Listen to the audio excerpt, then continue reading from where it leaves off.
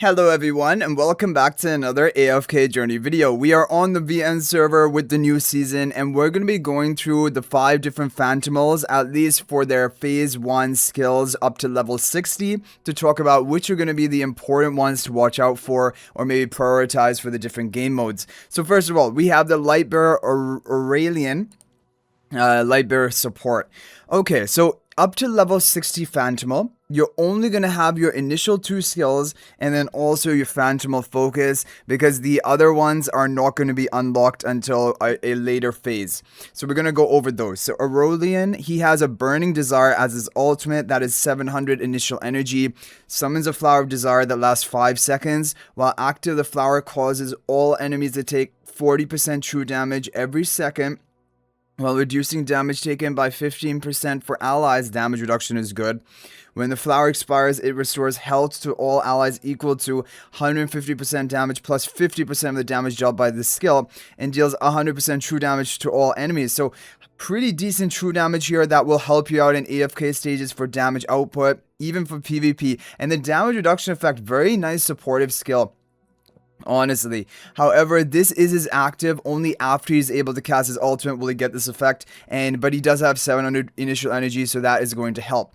Now when you upgrade it, level 2, while active, increases all enemies true damage taken per second to 45%, but this is of his own damage, from 40 to 45. And level 3, while the Flower Desire is active, all allies gain 30 haste. Very nice. This is a very nice, and even for PvP, very nice offensive buff. And then also that damage reduction. I'm actually really seeing Aurelian as a great PvP hero. So thinking about running some Lightbearer team comps, whether it be with Sylvan, whether it be with Gwyneth, the new hero coming up, or of course Hugin, Siren, and things like that. That's really, really strong. Okay, Unfair Contract. This is his other skill, 14-second cooldown, initial cooldown of 1. Aurelian signs a contract with the rearmost ally and the 3 rearmost enemies, causing Aurelian and that ally to lose 1% of their current health, which is hardly anything. He then steals 8% attack from each contracted enemy, granting it to himself and the ally for 8 seconds. This bonus attack gained from the skill cannot exceed 24% of Aurelian's initial attack. That is amazing. He's going to be an attack stealing effect, 8% from all 3 rearmost enemies, and he's going to provide that attack buff to himself for his own damage with ultimate, and to his rearmost ally, which whether it be your carry like Gwyneth, whether it be Sylvan, your damage dealer in the back, going to get this 20 up to 24% attack bonus of Aurelian's initial attack. And then at the higher levels, it increases the attack stolen all the way up to 12%. The attack gained by Aurelian and the ally from this skill cannot exceed 36. So basically just increasing the amount of attack stealing from enemies, which of course debuffs them and also massively buffs up your carry. Very, very good. Aurelian has really killer skills for PvP, and also is going to have that AFK stage angle because, you know, Sylvan, Siren, Hugin teams, they do really well in AFK stages, so I definitely think he's going to be big for AFK stages as well. And Phantimal focus at level 50 and level 60, just some stats. This is standard across the board with all Phantimals, but increased health, defenses, and attack. Okay, very nice. I'm really a fan of Aurelian, and I think that he is going to be a strong candidate for a Phantimal to be upgrading. Okay, we have Blightshroom, and of course we know wilder heroes do dominate in AFK stages and sometimes PvP use if they're good enough. So Blightshroom is going to have 500 initial energy. Blightshroom sprays parasitic spores at the nearest enemy, dealing damage 4 times and attaching the spores to the target. Every 3 seconds the spores release neurotoxins at adjacent enemies, dealing more damage. When the enemy hosting the spores is defeated, the spores automatically spread to the nearest enemy that does not already have spores, prioritizing non-summoned enemies. If the target is already hosting spores, the spores immediately release neurotoxins 5 times in a row. There's just damage. It's just damage, and no true damage or anything like that. I'm not really too impressed, and also because 500 initial energy, it's going to take a while for it to cast. But let's see level 3. While hosting the spores, the targets... Okay, there we have an interesting effect. Targets will lose 30% physical magical defense, and the spores also absorb 60 energy from their host every 3 seconds. Wow, okay. Okay, so this is really the interesting effect. The defense shred and even more importantly, energy sapping. Like that is going to help, like, help shut down enemies who are energy or ultimate reliant. However, 60 energy every 3 seconds is pretty slow, to be honest, and they have to be inflicted with a spore to begin with. Overall, not a bad effect. This level 3 is definitely the saving grace of the skill and does make it very interesting. But yeah, that is what we have for Blightshroom. Probably solid for AFK stages because the meta, it revolves around wilders in your team. Okay, wild growth. Also 14-second cooldown like Aurelian's skill. It's a 0 initial cooldown. Passive Blightshroom remains steadfast throughout battle. Okay. Interesting. So not affected by movement, basically effects. Blightshroom rapidly grows mushrooms beneath the two nearest enemies, knocking them into the air, so crowd control, and then knocking them down for 1 second. When they land, all adjacent enemies take damage. Knocks targets in the air, and it will knock them down for up to 2 seconds. This is good. This is good. Crowd control, always welcome for AFK stages, and overall, it is a way better effect than the Blue Mother Phantom we had in the previous season, which would sometimes interrupt your chain crowd control by knocking enemies back outside of your, chain reaction you have going on. So yeah, this is good. I think really good for AFK stages. Knock up, knock down, very good. And then you have your just stats as normal. So overall, actually, Blightshroom pretty solid with some utility here. AFK stages definitely, and PvP. I can definitely see a way to try to make her work. She has some crowd control, and then she also has a potentially defense shred and energy reduction when she's able to cast her ultimate. So I like Blightshroom as well. Okay, we have Orson, the Mauler Phantimal, which really, he needs to do a lot to make up for the fact that previous season Mauler Phantimal was not really used, other than, Primal Lord, so there is that. But for PvP and AFK stages, usually Mauler Phantimal is not being used unless it's really strong. So Heaven Sunder is 0 initial energy. Bold of him to have 0 initial energy. Passive, okay, it's a passive effect. When a battle starts, Orson gains 5 stacks of fury and becomes frenzied. While frenzied, Orson takes 20% less damage, remains unaffected. When his HP falls below 40%, he spends 1 fury stack to restore 12% of his maximum health, so he has some sustain.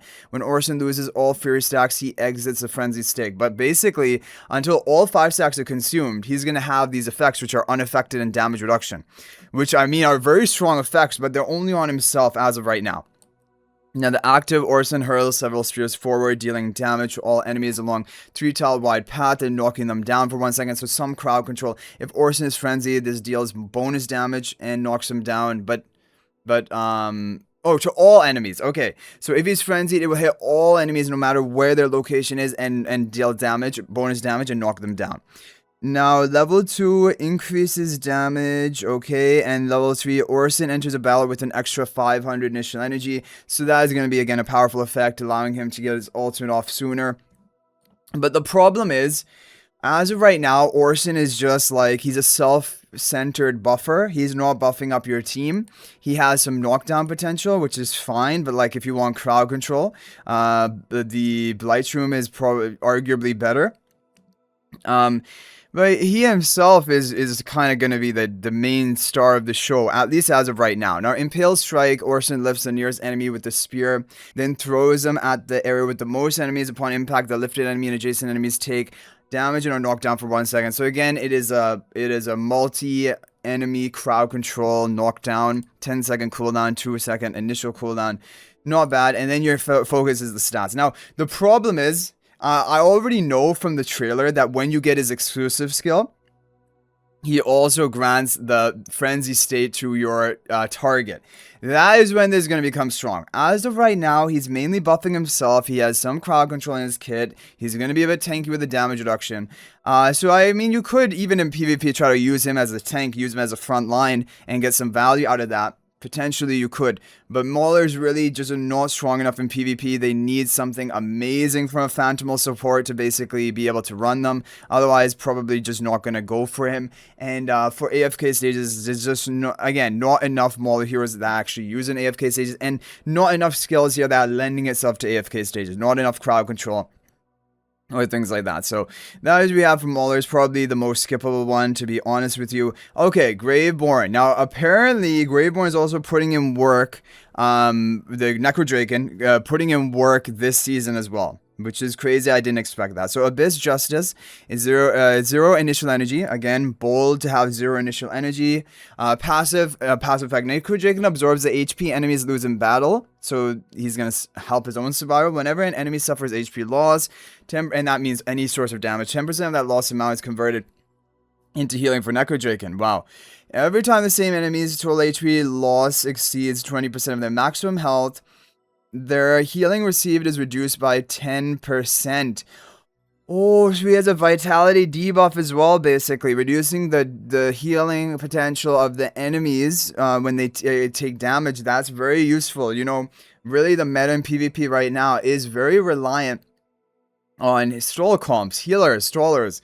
Vitality reduction or healing reduction is very effective. I like that. This can trigger up to 3 times per enemy once the trigger's limit is reached. Necrodrakon inflicts Abyssal Sacrifice on that enemy, further reducing their healing received by 20%. Wow. So in total, it's going to reduce 3 times at 10%, and then also another 20%. So maybe in total 50% healing reduction.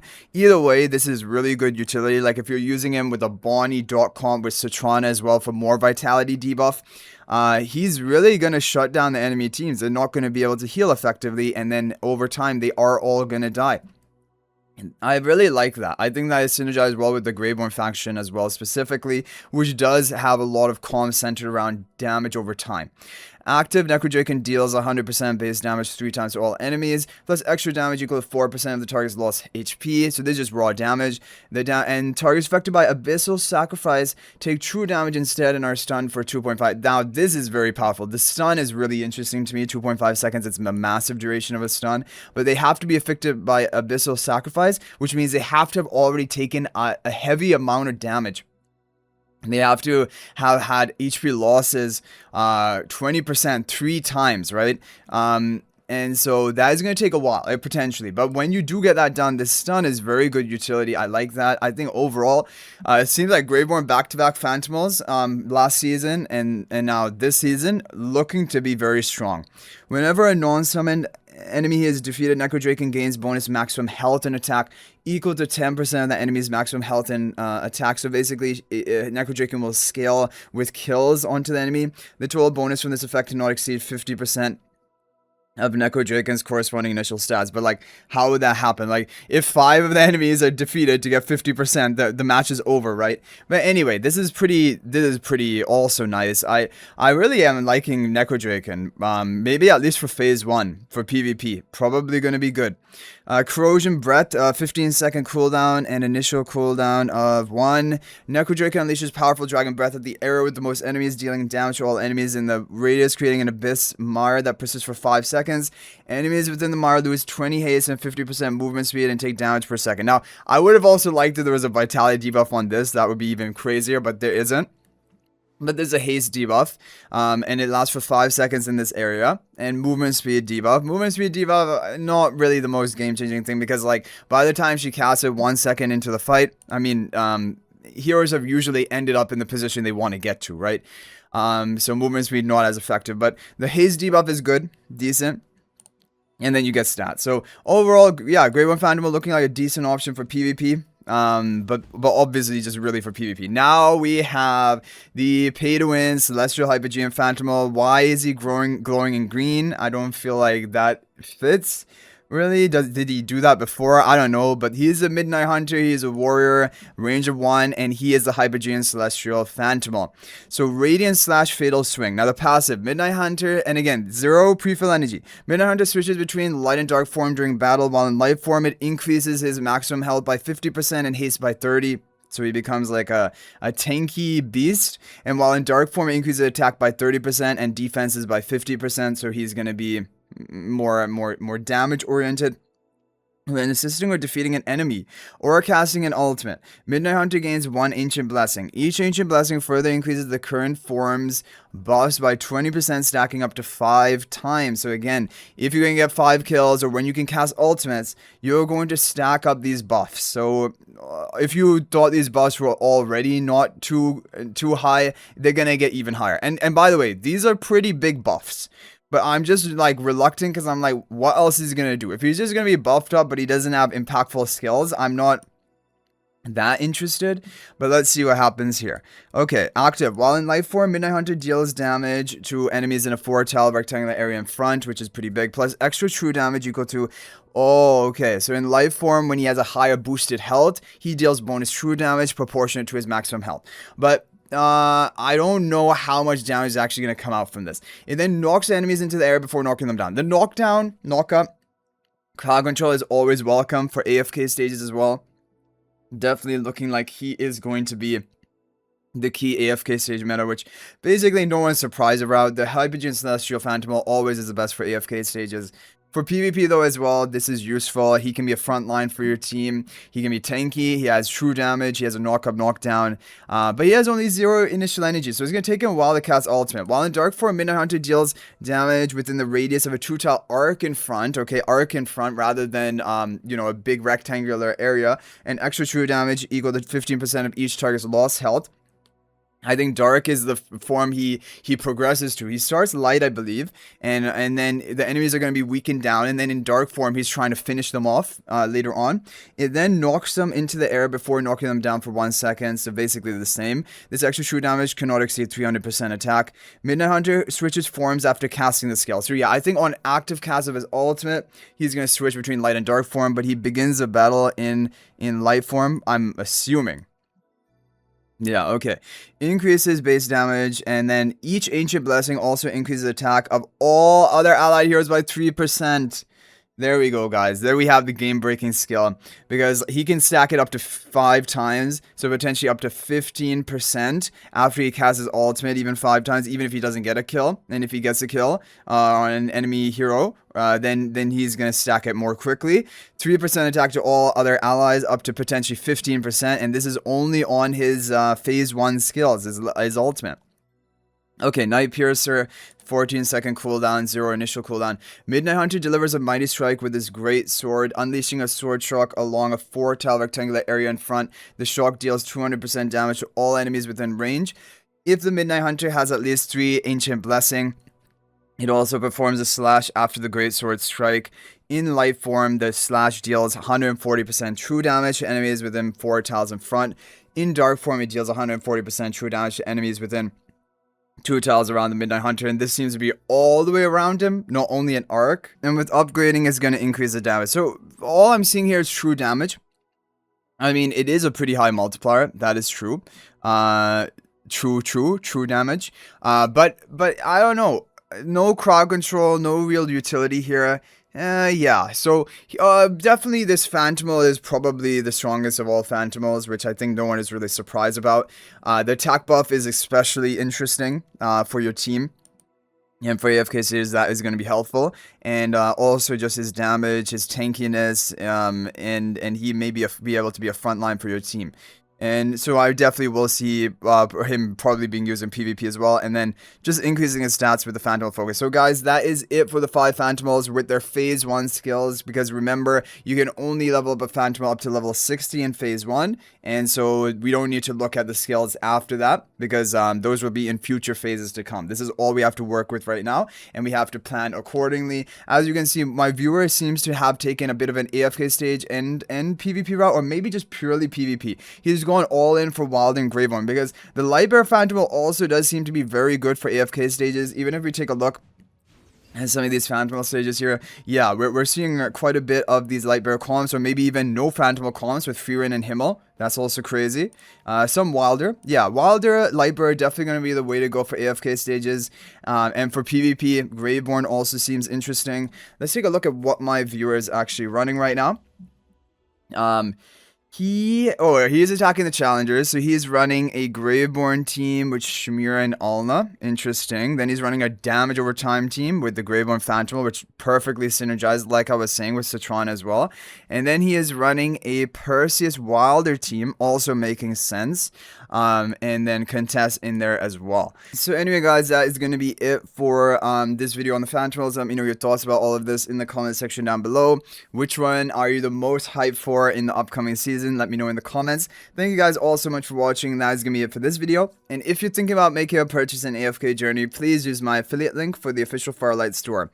This is the best way you can support me and also gain 5% bonus dragon crystals on your purchase. My affiliate link is in the description of this video and a pinned comment, and you can actually bookmark this link in your browser, and whenever you're planning to make a purchase, just return to the bookmark link and make your purchase. It will support me and be greatly appreciated. So thanks for watching. I'll hopefully see you in the next video, and until then, everyone, peace out for now.